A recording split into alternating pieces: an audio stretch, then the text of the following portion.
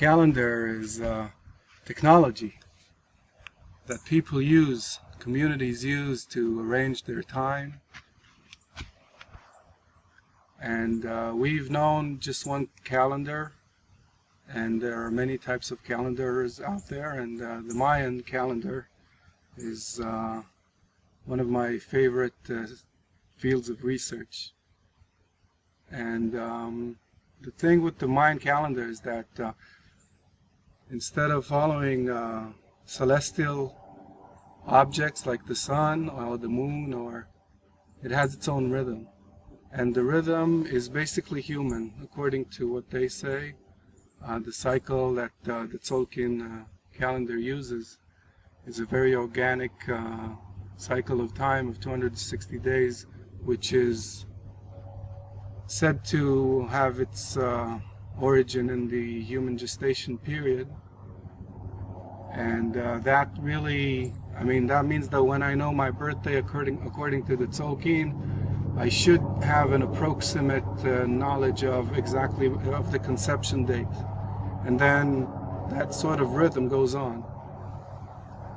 And instead of just measuring time and setting, let's say, a deadline on my calendar, like what the 2012 end date was, it was a single day that we were going towards, and then we had it, and then now we're moving away from it.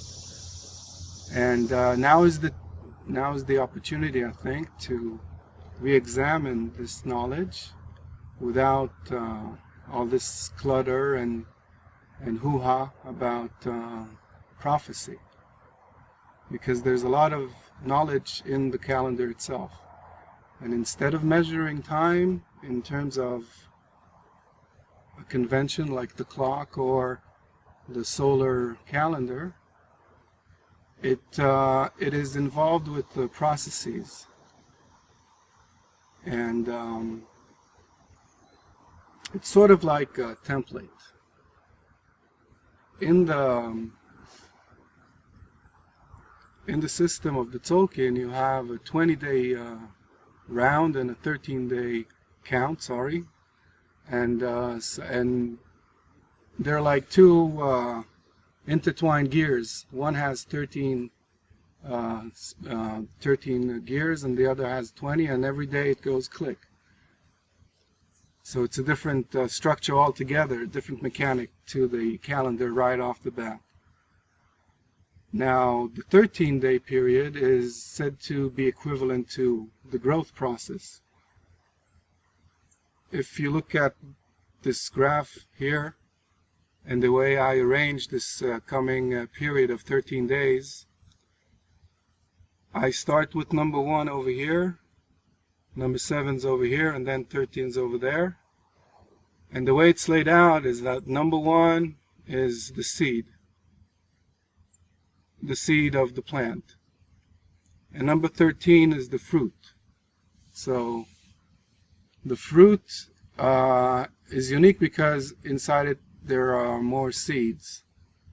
So this is kind of equivalent to the way this 13-day count is viewed, in a way that 13 also represents 0. So it's sort of like when you play blackjack, it's like the ace. It can be a 1, it can be an 11, or the highest number or the lowest. And it's a beginning and an end. So this is unique in the process. Now the way this goes, the way we count time let's say there's a tree. A tree needs a couple of months to be on each stage, to grow and to bloom and to have fruit. But each tree has a different time span, but it needs to complete each of these stages in order to grow. Alright, so instead of being a template of mechanical time, which is just metering, trying to break out time evenly for some reason, like with the clock or with the solar calendar, something mechanical, here we have a pattern of growth which involves maturity. Each stage has to be mature before you move to the second stage. So you can actually lay out this as a template over any time period. It can be 13 days, it can be 13 underworlds, it can be 13 Baktuns, and so forth. Okay, so this video is for the one Imosh Tresena. This is what we have lined up here. The one Imosh Tresena is the first Tresena of the cycle, and as you can see, we begin here, one Imosh, right down there, and you see that it's a red sun sign. This stands for the cardinal direction or the wind direction that is associated with this sun sign. Now, as you can see, we have 13 days, and if you've ever played bridge, then you know that the even hand is 4, 3, 3, and 3. And this is what we have here. We have 4 red sun signs, and we have 3 of all the rest, right? We have 3 white ones, 3 yellow, and 3 blues. So this, the 13th sun sign, this 13th day adds the 4th eastern sun sign, which is the red, and that makes it an eastern Tresena. And an eastern Tresena is said to be about initiation, about new beginnings, about something really raw that needs to be refined. So right after the eastern sun sign, which is Imosh over there, we go to the north, and then we have wind.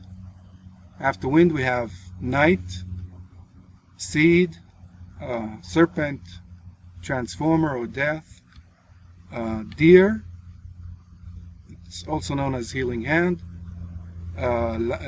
star or rabbit, water, dog, monkey, road, and reed.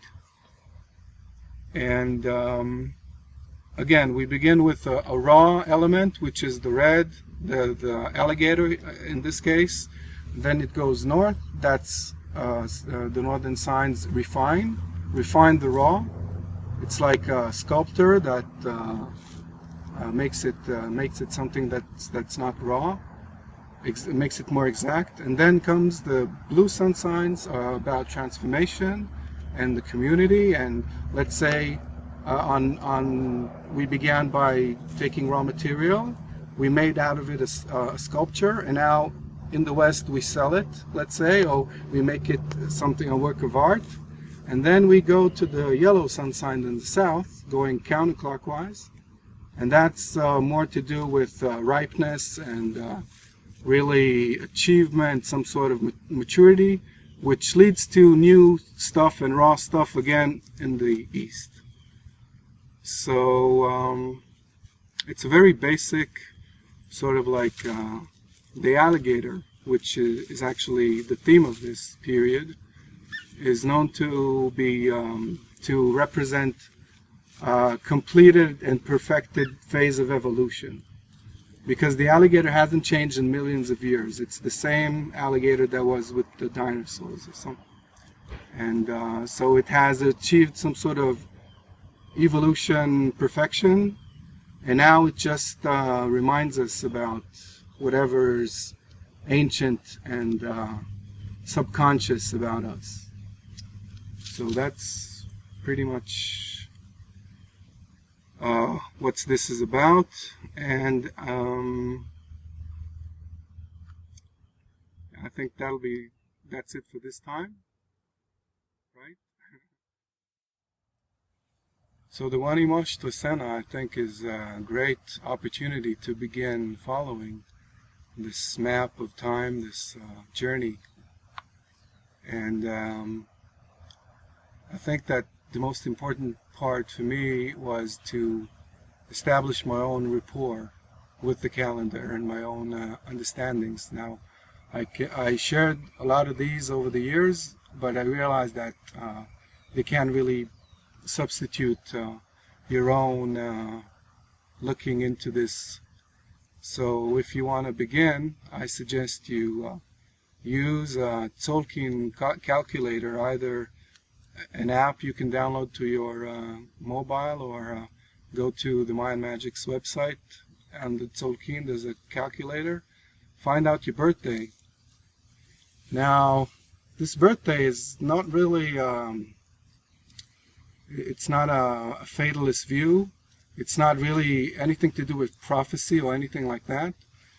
I would say that the Tzolk'in, the 260-day map, is like a map someone gives you. And when you, let's say I got the map, first thing I want to do is know where I am. So I use the calculator with today's Gregorian date, and I get today's date on the calendar. Next thing I want to know is where I started from, maybe for some sort of reference, and that's the birthday.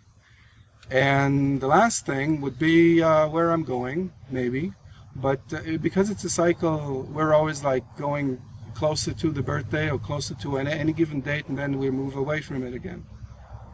So find your birthday and then just know what today is, you know. So today is 8 ego, and tomorrow will be 9 wisdom, and just keep on counting and just give it a shot and try to see if you find any sort of meaning. But try to do it over at least 20 days or more, because it's a very deep rhythm. And good luck.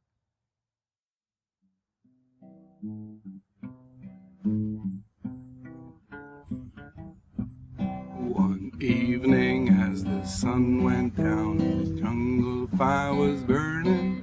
Down the track came a hobo hiking, and he said, "Boys, I'm not turning. I'm heading for a land that's far away, besides the crystal fountains. So come with me, we'll go and see the Big Rock Candy Mountains. In the Big Rock Candy Mountain, there's a land that's fair and bright, where the handouts grow on bushes, and you sleep out every night, where the boxcars all are empty, the sun shines every day on the birds and the bees and the cigarette trees, the lemonade springs where the bluebird sings. In the Big Rock Candy Mountain, in the Big Rock Candy Mountains, all the cops have wooden legs, and the bulldogs all have rubber teeth, and the hens lay soft-boiled eggs.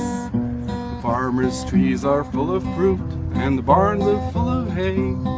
Oh, I'm bound to go where there ain't no snow, where the rain don't fall, the wind don't blow, in the Big Rock Candy Mountain.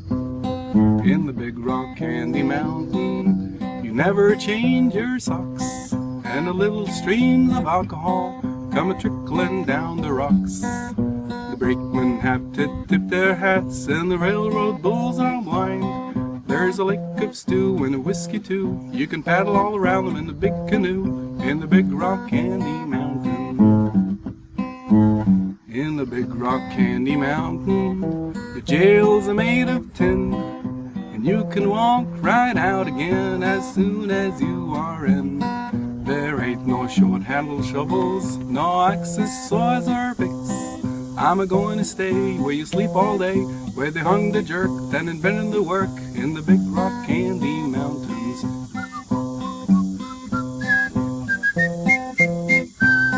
I'll see you all this coming fall in the Big Rock Candy Mountain.